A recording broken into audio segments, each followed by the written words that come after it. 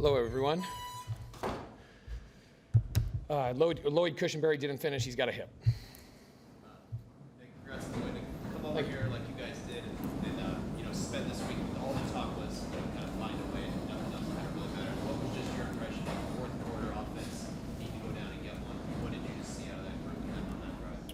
We challenged the offense this whole week. I mean, we need to be able to make big-time plays in big-time situations. I think that's been the kind of thing that's been holding us back. We've been in a lot of different football games, had a lot of opportunities, and haven't come up with those. So we needed that to happen, and that we challenged them, like I said, and those guys stepped up. I give a lot of credit to Jacksonville. They changed up a lot of their scheme.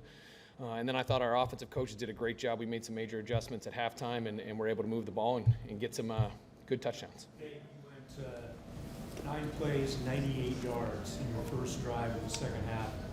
4 minutes and 22 seconds of the best football you played offensively all season. It seemed like that was the first domino that had to fall for this whole thing to happen. Can you just talk about that drive? I agree. It was funny. We were back there. That's always one of those things. You got two ways to look at it. You're either on the -2 or you get to have a chance to get 98 yards of offense. And I thought those guys took it that way. They wanted to go 98 yards. They wanted to get those stats. They wanted to get those plays. And we changed the tempo up a little bit. Russell started getting comfortable. We really were attacking a whole bunch, both in the run game and in the pass game. Intermediate, we were mixing everything up. And I thought that it was great to see Russell feel comfortable, especially on that drive. I mean, just sitting in the pocket, the line did a great job protecting him during that time. I thought it was a really good drive, and that was kind of led to some other adjustments throughout the game. First quarter was a tough start for Russ and the offense. Russ specifically, what happened in the second quarter? The first quarter, that was a hot start. I mean, we come out and we go 3 and out. We throw a pick on the second play. Again, that comes to that pressing. People wanting to make things happen instead of operating and not trying to do too much.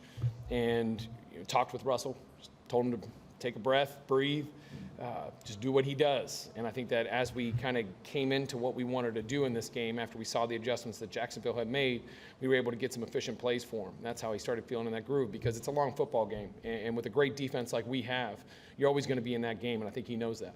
Anytime you get a turnover in the red zone, obviously it's a big play, but given where you guys are at in the season and where the game was and setting up in Jacksonville, how big of a play was that for Justin? It was huge. I mean, Justin had the penalty, I think, in that same drive right before that had advanced them. He didn't skip a beat. He knew, bend, don't break, goes down there, and then they run the sprint over to the right, and he picks it off, which was absolutely an incredible play and huge for us. Now, we didn't get to capitalize and score on it, we just got that ball out of the end zone, which is so huge to get any stop in the red zone. And for us, in the red zone, I think we were 3 for 3. So whenever you have that going for you, you're going to have a chance to win a game. There was a lot made this week about your future, the future of this team, what the outlook was for this season. We saw your emotion after the game. Can you just take us through what this win means for you personally and also just for this team? I mean, all that stuff I can't control. I mean, for me, it's about control what I can control. All the coaches, all the players. We always want to focus in on what we can do so we continually get better. We've had opportunities to win a lot of football games. That's facts. We've hurt ourselves. So it's about us continually learning to not hurt ourselves to give us a chance to win the game. And I think this game's more important for us because of how we won it. Being up and then down and then up and being able to kind of weather that storm. And that's what I love so much about this game and about this team in here. Sticking together throughout whatever anybody says. They've been staying together through it all. And that's what I appreciate, and that gives you a sign that it's a chance to be a good team. Around the second half, struggles too offensively, they had early this. And did you change anything over the week in terms of planning or how you went about sort of, looking at the second half of production? A little bit. We kind of went into half having an idea of how we wanted to attack them the second half. They then made some other adjustments. It's that chess match. It goes back and forth. Wanted to get to one thing. They ended up changing that up.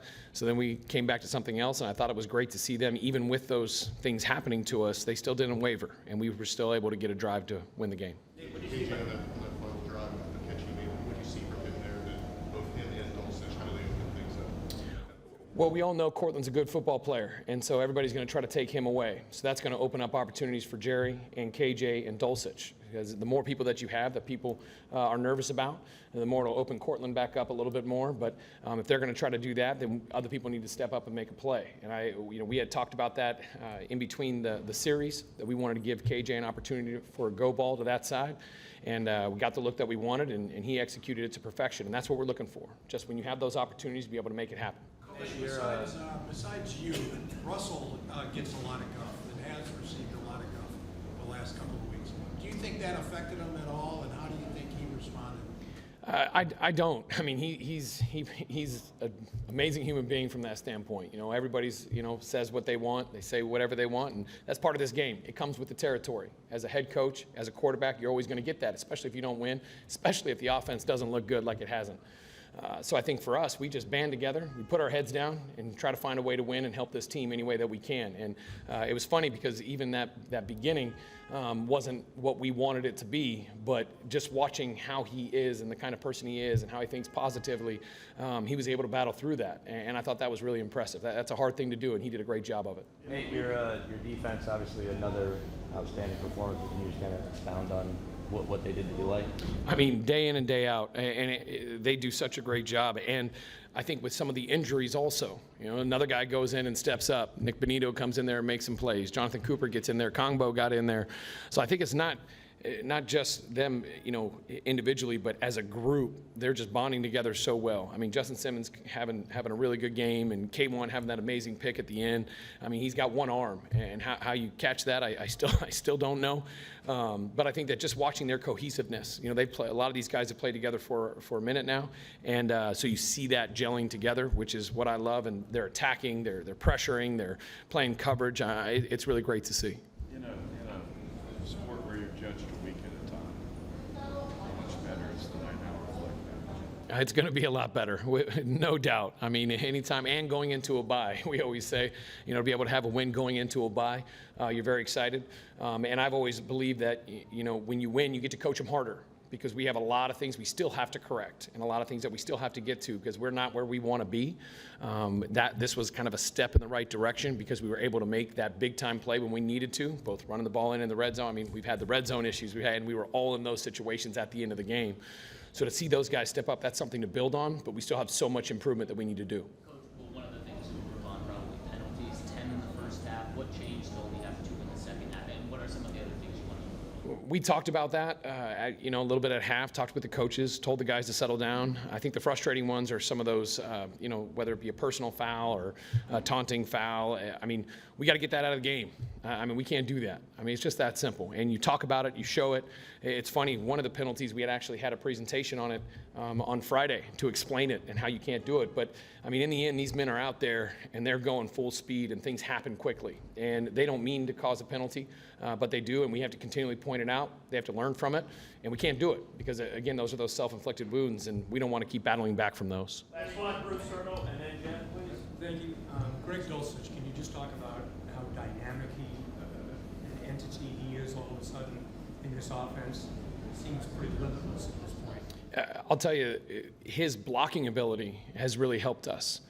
Because he strains. He's not a killer over there. He's not going to, something you want to major in. But I think his ability to be able to block in the run game, and then his ability to go down the field, both vertically and in that intermediate zone, is really impressive. I mean, he can catch the ball. Russ is starting to get a nice flow with him, and he's got great hair too, which is always impressive.